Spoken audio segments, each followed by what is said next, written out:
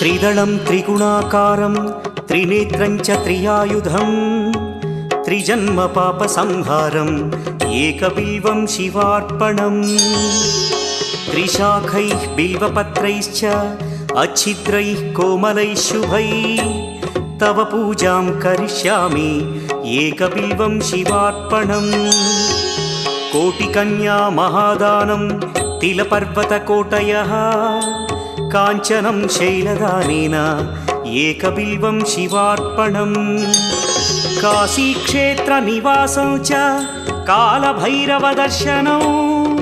प्रयागे माधवं दृष्ट्वा एकबिल्वं शिवार्पणम् इन्दुवारे व्रतं स्थित्वा निराहारो महेश्वर नक्तं हौष्यामि देवेश एकबिल्वं शिवार्पणम् रामलिङ्गप्रतिष्ठा च